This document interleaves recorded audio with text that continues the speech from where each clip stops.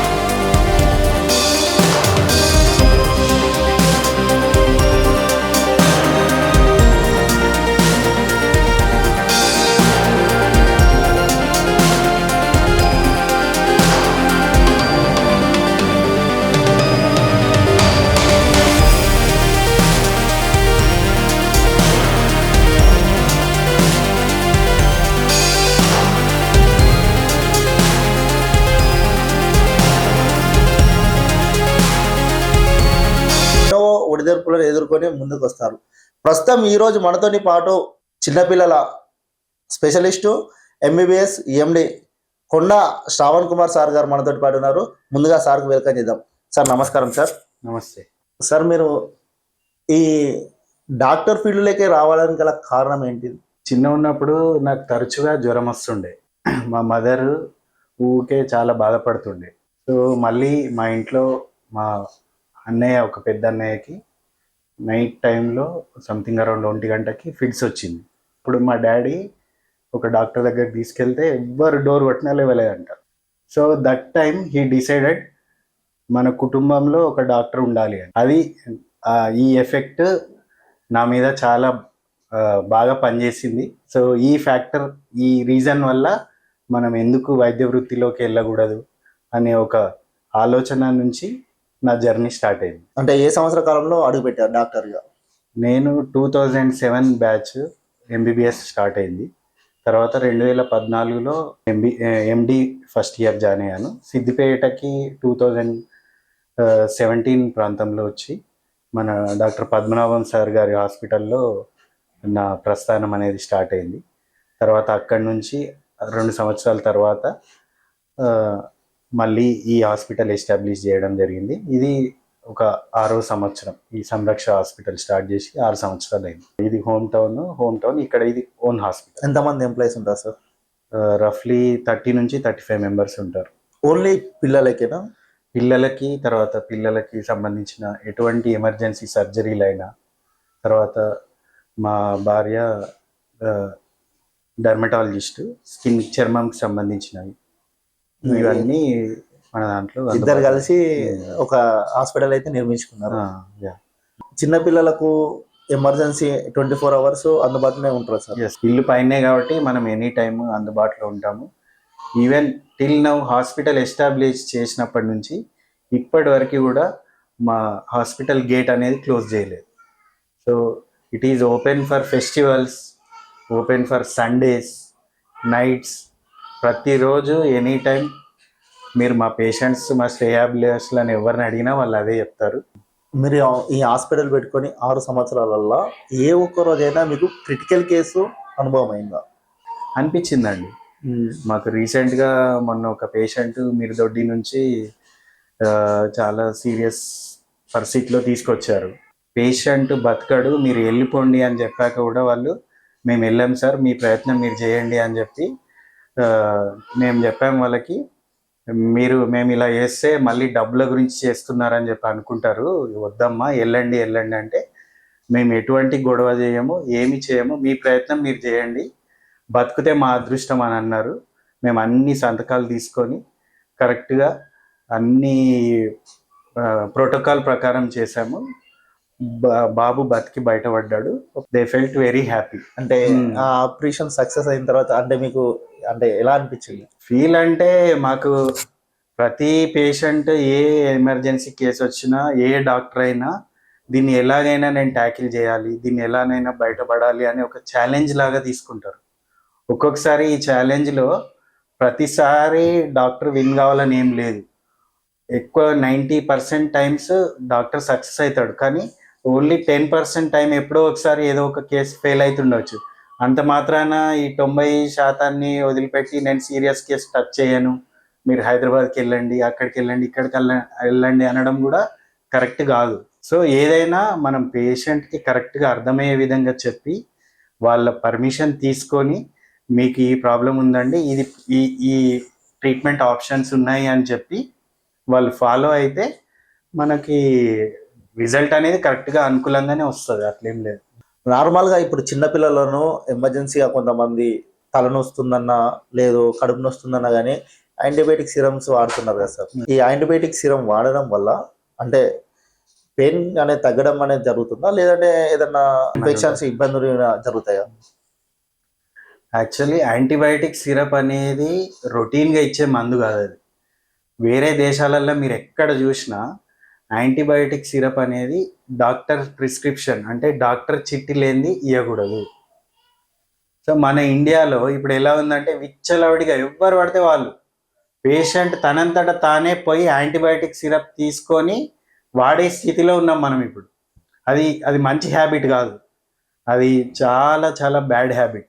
ఏమవుతుందంటే యాంటీబయాటిక్ అనేది శరీరంలో బ్యాక్టీరియల్ ఇన్ఫెక్షన్ ఉంటే తగ్గించడానికి ఇచ్చే మెడిసిన్. ఇప్పుడు పేషెంట్కి ఉట్టి యూరిన్ ఇన్ఫెక్షన్ ఉంది లేదా వైరల్ జ్వరం ఉంది, ఇక్కడ ఏమవుతుంది వాళ్ళు అనుకుంటారు ఏంది 101, 102 జ్వరం వస్తే యాంటీబయాటిక్ సిరప్ వాడితే జల్దీ తగ్గుతుంది అంటే ఒక అపోహలు ఉన్నారు వాళ్ళందరూ. ఇప్పుడు కానీ జ్వరం అనేది హై జ్వరం వస్తుంది, 101 వస్తుంది, 102 వస్తుంది. అది ఏం జ్వరం? అది వైరల్ జ్వరమా, లేకపోతే ఇంకేదైనా బ్లడ్ ఇన్ఫెక్షనా, నిమోనియానా, లేదా ఉట్టి ఎండాకాలంలో వచ్చే వడదెబ్బనా? ఇప్పుడు వడదెబ్బకి నువ్వు యాంటీబయాటిక్ మందు వాడాల్సిన అవసరం లేదు. ఉట్టి డీహైడ్రేషన్ జ్వరం, ఎండలో బాగా ఆడిండు నీరసం అయిపోయింది జ్వరం వస్తుంది, దానికి యాంటీబయాటిక్ వాడాల్సిన అవసరం లేదు.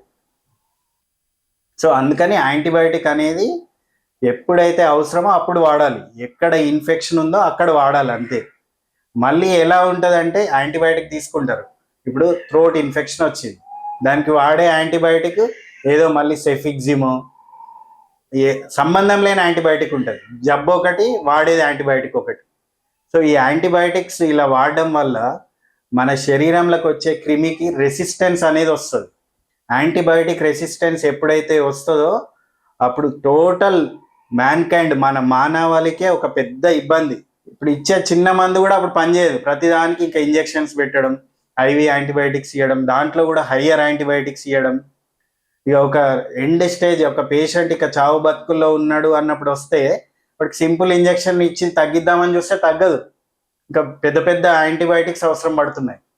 సో అందుకని యాంటీబయాటిక్స్ అనేది చూసుకొని జాగ్రత్తగా వాడండి, డాక్టర్ ప్రిస్క్రిప్షన్ లేనిది అస్సలు వాడద్దు. ఇప్పుడు ఈ కాలంలో చిన్నపిల్లలు ఎవరైనా ఫుడ్ తినబెట్టాలన్నా మదర్స్ అయినా ఫాదర్స్ అయినా అంటే నార్మల్గా వాళ్ళు అన్నం తినాలంటే ఫోన్ అడుగుతున్నారు. ఈ ఫోన్ చూస్తే పిల్లలకి ఎలాంటి ఇబ్బంది కలగదా? చాలా కలుగుతుంది. అంటే దీన్నే స్క్రీన్ టైం అంటాం. స్క్రీన్ టైం అనేది ఒక ఏజ్కి ఒక్కొక్క రికమెండేషన్ ఉంది. సో స్క్రీన్ టైం అంటే ఏందో ఫస్ట్ చూద్దాం. స్క్రీన్ టైం అంటే మీరు అదే పనిగా టీవీ స్క్రీన్ చూసినా, మొబైల్ స్క్రీన్ చూసినా, ఎనీ స్క్రీన్ వ్యూయింగ్ కంటిన్యూగా మీరు స్క్రీన్, ఏ స్మార్ట్ స్క్రీన్ ల్యాప్టాప్ అయినా సరే, దీన్ని స్క్రీన్ టైం అంటాము. ఒక్కొక్క ఏజ్కి ఒక్కొక్క రికమెండేషన్ ఉంది. ఇప్పుడు బిలో 2 years పిల్లలకి అస్సలు స్క్రీన్ అనేది చూపించొద్దు. 2 to 5 years వాళ్ళకి 2 గంటల కంటే ఎక్కువ చూపించొద్దు. Above 5 years not more than 3 hours. So వీళ్ళకి మీరు స్క్రీన్ ఎక్కువ చూపించడం వల్ల ఏమవుతుందంటే ఇప్పుడు బాబు తింటున్నాడు, సో మా బాబు ఓన్లీ రైమ్స్ చూపిస్తేనే తింటాడు సార్, మా చాలా బాబు మంది చాలా మంది అట్లనే మా అంటారు. బాబు రైమ్స్ చూపిస్తే తింటాడు, లేదా మొబైల్లో ఏదైనా పాటలు పెడితేనే తింటాడు సార్, డాన్స్ చేసుకుంటే తింటాడు అంటాడు. ఇలా తినిపించడం వల్ల ఏమవుతుందంటే ఊబకాయం, అంటే వాడు ఎంత తింటున్నాడు, వాడికి కడుపు నిండిందా లేదా తెలియదు, కంటిన్యూస్గా తింటూనే ఉంటాడు. కాన్సన్ట్రేషన్ అంతా ఆహారం కంటే ఎక్కువ స్క్రీన్ పైనే ఉంటుంది. సో దీనివల్ల వాళ్ళకి ఏమవుతుందంటే ఒబిసిటీ వస్తుంది. ఒబిసిటీ అంటే ఊబకాయం. తర్వాత స్లీప్లెస్నెస్, అంటే మన శరీరంలో మెలటోనిన్ అనే ఒక హార్మోన్ నైట్ కాగానే అది సీక్రెట్ కాగానే మనందరికీ నిద్ర వస్తుంది. సో ఎక్కువ స్క్రీన్ చూడడం వల్ల ఆ మెలటోనిన్ సిక్రీషన్ అనేది తగ్గిపోయి ఆ లైట్ వల్ల తగ్గిపోయి నిద్ర అనేది ఉండదు. దీనివల్ల మార్నింగ్ స్కూల్ పర్ఫార్మెన్స్ తగ్గుతుంది. ఇంకా అదే పనిగా వాళ్ళు అదే చూడడం వల్ల అది ఒక వ్యసనం, ఒక హ్యాబిట్ లాగా తయారయ్యి వేరే విధంగా గేమ్స్కి అలవాటు పడడం, అల్టిమేట్లీ కొద్దిమంది సూసైడ్ ఆప్షన్కి ఎంచుకుంటారు. ఇప్పుడున్న కాలంలో చాలా మంది చిన్న పిల్లలకు హార్ట్ స్ట్రోకులు వస్తున్నాయి. అసలు ఈ 3 ఇయర్స్ వాళ్ళకి, 5 ఇయర్స్ వాళ్ళకి, గతంలో మొన్న రీసెంట్ కూడా 1 ఇయర్ కూడా కాలేదు, ఒక దగ్గర 3 ఇయర్స్ పాపకి కూడా హార్ట్ స్ట్రోక్ వచ్చిందని తెలిసింది, వార్తలు కూడా వచ్చినాయి. అసలు ఈ హార్ట్ స్ట్రోకులు ఎందుకు వస్తున్నాయి సార్ చిన్నపిల్లలకి? సో ఈ మధ్య కాలంలో, అంటే గత లాస్ట్ డెకేడ్, ఒక 10 సంవత్సరాలలో హార్ట్ డిసీజెస్ అనేటివి ఇండియాలో చాలా పెరిగినాయి. ప్రివెలెన్స్ అంటాం, అంటే ప్రివెలెన్స్ ఆఫ్ హార్ట్ డిసీజెస్ చాలా పెరిగాయి. ఒకప్పుడు ఇండియాలో కార్డియాలజిస్ట్ అవసరం కూడా లేదు, అంత కార్డియాలజిస్టులు కూడా లేరు, ఉన్నారు కానీ చాలా తక్కువ. ఈ మధ్య కాలంలో ఇప్పుడు మనకు సిద్దిపేటలోనే 2-3 కార్డియాలజిస్టులు అందుబాటులో ఉన్నారు, రౌండ్ ద క్లాక్. ఈ రీజన్ ఫర్ హార్ట్ అటాక్స్ ఏంది అంటే, ఒకటి ఆల్రెడీ వాళ్ళకి ఏమన్నా కరోనా వచ్చి తగ్గిపోయిన పిల్లలు అయి ఉండొచ్చు, లేదా ఇంకోటి ఏదన్నా చెడు ఆహారపు అలవాట్లు, డిక్రీజ్డ్ ఫిజికల్ యాక్టివిటీ తక్కువైపోయింది. ఫిజికల్ యాక్టివిటీ ఏం లేదు, మొత్తం ఇంట్లోనే కూర్చుంటున్నారు, గేమ్స్ లేవు, స్పోర్ట్స్ లేవు, ఏమీ లేవు, ఆడడం లేదు, ఎక్సర్సైజ్ తగ్గింది. సో దీనివల్ల ఒబిసిటీ, ఊబకాయం కూడా పిల్లల్లో పెరిగింది. ఒకప్పుడు మనం చిన్న ఉన్నప్పుడు క్లాస్లో, స్కూల్ మొత్తంలో ఒకరు ఇద్దరు ఉండేవాళ్ళు లావుగా, వాడు బబ్లు, లడ్డు అని మనం కామన్గా పిలుచుకునే వాళ్ళం. ఇప్పుడు క్లాస్లో 4-5 ఉంటున్నారు. ఎందుకు అంటే అన్ని చెడు ఆహారపు అలవాటు, ఒక్క ఆహారపు అలవాటు సరిగ్గా లేదు, ఎక్సర్సైజ్ తగ్గింది. మళ్ళీ కోవిడ్ వచ్చిపోయిన విషయం వాళ్ళకి తెలియలేదు. సెకండ్ వేవ్, థర్డ్ వేవ్లో చాలా మందికి కోవిడ్ వచ్చి తగ్గింది, మామూలు దగ్గు సర్ది ఇలానే వచ్చి తగ్గింది కదా, వాళ్ళల్లో అన్ఎక్స్ప్లెయిన్డ్ హార్ట్ అటాక్స్ వస్తున్నాయి. అంటే చిన్నపిల్లలు ఇప్పుడు ఈ ఆహార పదార్థాలు, అంటే చిన్నపిల్లలు కొంతమంది ఎక్కువ చాక్లెట్స్, బిస్కెట్స్ తినిపించడం వల్ల అంటే ఏం కాదా, ఫర్దర్గా ఎలాంటి సైడ్ ఎఫెక్ట్స్ ఏం రావా? బిస్కెట్స్, చాక్లెట్స్ అనేది 90% మైదా ఉంటుందండి. అది 90% మైదా, ఇంకా కొంచెం షుగర్ ఉంటుంది. సో బిస్కెట్స్ కానీ చాక్లెట్స్ కానీ వితౌట్ షుగర్, వితౌట్ మైదా అవి తయారే కావు. ఒకవేళ ఇప్పుడు అంటే మన ప్రైమ్ మినిస్టర్ మోదీ గారు కానీ వీళ్ళు ప్రమోట్ చేయడం వల్ల చాలా వాటికి మిల్లెట్ బిస్కెట్స్ అని, తర్వాత మిల్లెట్, మళ్ళీ కొన్ని చాక్లెట్స్ అని, నువ్వుల ముద్దలని, అవి బాగా ప్రమోట్ చేస్తున్నారు. అవి హెల్దీయే. నేను చెప్పేటి మైదా అండ్ షుగర్ ఉన్న బిస్కెట్స్ తినడం వల్ల పిల్లల్లో షుగర్ లెవెల్స్ అనేటివి ఫాస్ట్గా షూటప్ అయ్యి అవి ఆకలిని తగ్గిస్తుంది. వాడికి ఆకలి కాదు, మీరే ఎప్పుడన్నా మీకు బాగా ఆకలేసింది, ఒక 2 టీ బిస్కెట్స్ తినండి, 8 గంటల వరకు మీకు ఆకలే కాదు. చైనీస్ ఫుడ్స్, చైనీస్, జపనీస్ ఏంటంటే వాళ్ళు ఒకటేసారి తింటారు. మనలాగా మన ఇండియన్ కల్చర్కి 2 సార్లు 3 సార్లు తినే ఫుడ్స్ కావు అవన్నీ, ఒక్కసారి తినేవే. ఎప్పుడో ఒకసారి, నెలకు ఒకసారి, 2 నెలలకు ఒకసారి, 3 నెలలకు ఒకసారి అంటే ఓకే, కానీ వారంలో ఒకసారి, ప్రతిరోజు ఇస్తాను అంటే మాత్రం అవన్నీ హార్మ్ఫుల్ థింగ్సే, అవాయిడ్ చేయడం మంచిది. ఏం ప్రాబ్లమ్స్ వస్తాయి అంటే చిన్న ఏజ్లోనే టైప్ 2 డయాబెటీస్, అంటే చిన్న ఏజ్లోనే షుగర్ రావడం, తర్వాత చిన్న ఏజ్లోనే గుండె జబ్బులు రావడం, బీపీలు రావడం, ఇవన్నీ జరుగుతాయి. ఇప్పుడు ఈ సమ్మర్లో పిల్లలకు తీసుకోవాల్సిన జాగ్రత్తలు, అంటే పిల్లలకు ఎలాంటి జాగ్రత్తలు తీసుకోవాల్సి? పిల్లలకి ఇప్పుడు సమ్మర్ హాలిడేస్ వచ్చినాయి కదా, ఇన్ని రోజులు ఆడలేదు మా బాబు అని చెప్పి మొత్తం గ్రౌండ్లోకి పంపించి ఫుల్ ఆడుకోరా అనడం కూడా తప్పే. మ్యాక్సిమం 11 నుంచి 4 మధ్యలో ఎండ విపరీతంగా ఉంటుంది కాబట్టి ఆ టైంలో వాళ్ళని ఇంట్లోనే ఇండోర్ గేమ్స్ ఆడుకోండి, ఇండోర్ స్పోర్ట్స్ ఏమన్నా ఉంటే ఆడుకోండి అని చెప్పి ఎంకరేజ్ చేయాలి. ఒకవేళ బాబు బయటికి వెళ్తున్నాడు, ఎండలో ఎక్స్పోజ్ అవుతున్నాడు అంటే సింపుల్ సన్ స్క్రీన్ ఒకటి అప్లై చేసుకొని ఎండలోకి వెళ్ళమనొచ్చు. తర్వాత వాటర్ ఫుల్ హైడ్రేటెడ్గా ఉండడానికి ఆల్మోస్ట్ ఒక 2 to 3 litres water per day consume చేసుకునేలా ఉండాలి. ఏమన్నా వాటర్ కంటెంట్ ఎక్కువ ఉన్న ఫ్రూట్స్ తీసుకోవాలి, like water melon, Musk melon, తాటి ముంజలు. సీజనల్ ఫ్రూట్స్ అన్నీ ఇవ్వచ్చు, పియర్, గోవా, గ్రేప్స్, ఇవన్నీ ఇవ్వాలి. అట్ ద సేమ్ టైం మళ్ళీ ఇన్ కేస్ మరీ ఎక్కువ ఎండగా ఉంది అంటే ఓఆర్ఎస్ వాటర్ ఇవ్వచ్చు. మళ్ళీ గ్లూకాన్ డీలు, రస్నా, తర్వాత కార్బొనేటెడ్ డ్రింక్స్, పెప్సీ, కోలా అవి ఏమీ ఇవ్వకూడదు. ఈ ఓఆర్ఎస్ అంటే సార్, గతంలో ఓఆర్ఎస్ పైన ఒకటి చర్చ జరిగింది బాగా. అంటే ఈ ఓఆర్ఎస్ అంటే ఎన్ని రకాలుగా ఉంటది, దాంట్లో ఏ పిల్లలకి ఏది ఇవ్వాలి?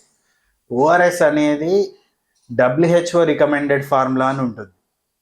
ఇది 2 విధాలుగా ఉన్నాయి. ఒకటి ప్యాకెట్ రూపంలో ఉన్నాయి, ఇంకొకటి తర్వాత మనకి టెట్రా ప్యాక్ అంటే ఇట్లా చిన్న ఫ్రూటీ ప్యాక్స్ ఉంటాయి కదా, అలా ఉన్నాయి. ఏ ఓఆర్ఎస్ అయినా దాని మీద WHO రికమెండెడ్ ఫార్ములా అని ఉంటుంది, అది సెలెక్ట్ చేసుకోవాలి. నార్మల్ ORSL అని ఉన్నాయి, తర్వాత ORSL యాక్టివ్ అని ఉంది, ORSL ప్లస్, ఇంకా చాలా ఉన్నాయి, మల్మినా, ఏమేమో ఉన్నాయి డ్రింక్స్ అవన్నీ. అది ఓఆర్ఎస్ అని తెలియక, పేషెంట్స్ తెలియక దాని మీద ఓఆర్ఎస్ అని రాస్తుంది కదా, చిన్నగా రాసి ఉంటుంది.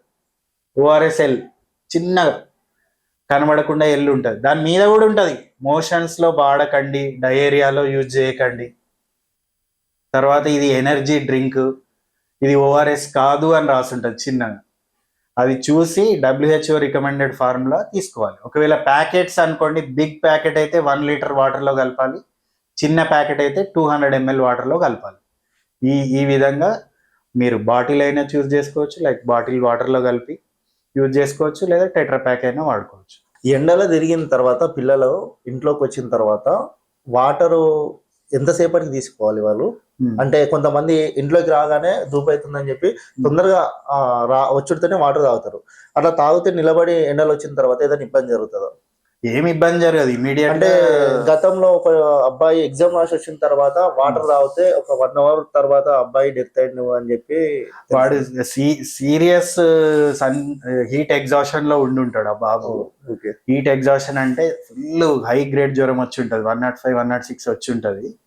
అట్లా వచ్చినప్పుడు మీరు అన్నట్టు ఇమీడియట్ గా వాటర్ ఇస్తే వాడికి ఏమన్నా వాంతి అయినా లేదా సడన్ గా కూల్ అయినా మీరు అన్నట్టు డెత్ అయ్యే అవకాశం ఉంటుంది. 5 minutes ఆగిన తర్వాత తీసుకోవాలి. పిల్లలు హెల్దీగా ఉండాలంటే ఎలాంటి ఫుడ్ తీసుకోవాలి? పిల్లలు హెల్దీగా ఉండాలి అంటే మన ఆహారంలో ఎక్కువ మటుకు ఫ్రూట్స్, తర్వాత స్ప్రౌట్స్, పెసర మొలకలు, మళ్ళీ ఫైబర్ డైట్ అంటే దోసకాయ ముక్కలు కానీ, క్యారెట్ ముక్కలు కానీ, ఇవన్నీ ఎక్కువ సింహభాగం. అంటే ప్లేట్లో ఎక్కువ మటుకు మన సౌత్ ఇండియన్ డైట్ ఏంది, మనం ఎక్కువ రైస్ కర్రీస్ తింటాం, అది హెల్దీ కాదు. సో రైస్ ఎంత తింటామో అంత కర్రీ కూడా తినాలి. ఎక్కువ రైస్ తినడం కూడా, ఇప్పుడు south India is diabetes capital అని ఎందుకు అంటున్నాము అంటే మన డైట్ ప్యాటర్న్ అట్లుంది. వెనుకట మన పెద్దలు అట్లా అలవాటు చేసారు మనకు, మనం అట్లే తింటున్నాం. సో ఇప్పుడు మన మీద కూడా ఎంతో బాధ్యత ఉంది, మన యంగర్ జనరేషన్కి మనం ఎంతో మంచి హ్యాబిట్స్, హెల్దీ ఫుడ్ హ్యాబిట్స్ అలవాటు చేయాలి వాళ్ళకి.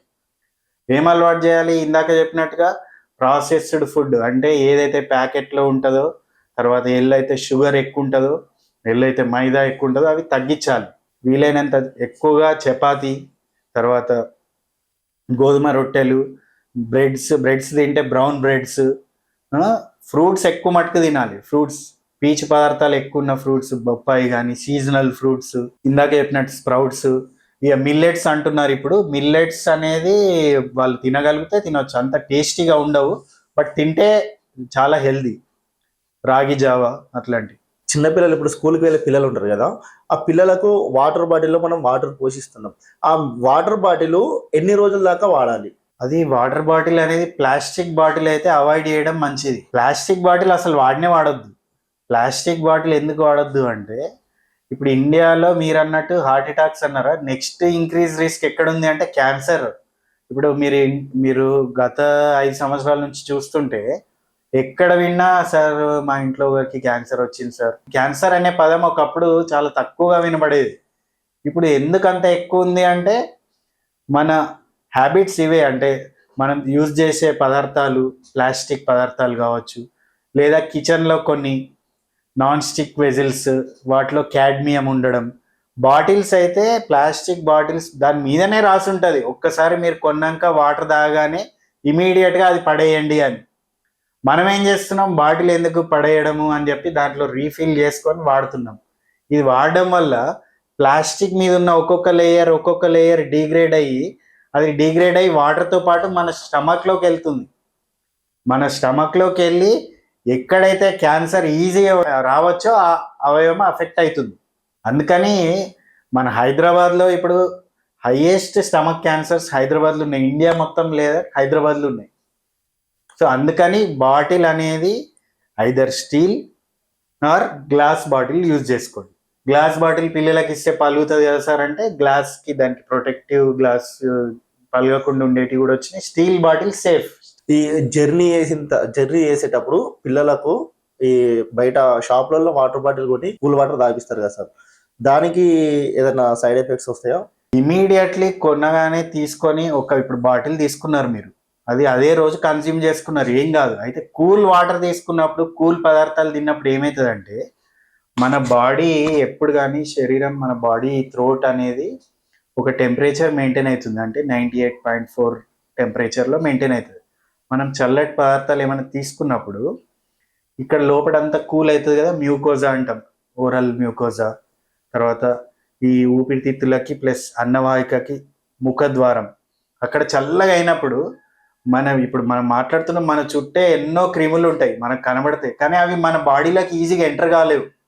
ఎందుకు ఎంటర్ కాలేవు? ఒకవేళ ఎంటర్ అయినా కానీ అక్కడ బాడీ టెంపరేచర్ అవి సర్వైవ్ కావన్నట్టు. అక్కడికి పోయినా అవి బతకలేవు అక్కడ. మనం చల్లటి పదార్థాలు తీసుకున్నాం, చల్లటి వాటర్ తీసుకున్నాం, అప్పుడు ఏమవుతుంది, వాటికి ఈజీ లోపలికి ఎంటర్ కావడానికి. లోపలికి ఎంటర్ అయ్యి అవి దానికి నచ్చిన చోటుకి పోగలుగుతాయి. అప్పుడు ఇన్ఫెక్షన్ వస్తుంది. అందుకని చాలా మంది సార్ మా బాబు కూల్ వాటర్ తాగగానే సర్ది అవుతుంది సార్, ఐస్ క్రీమ్ తినగానే సర్ది అవుతుంది సార్ అని చెప్పి అంటారు.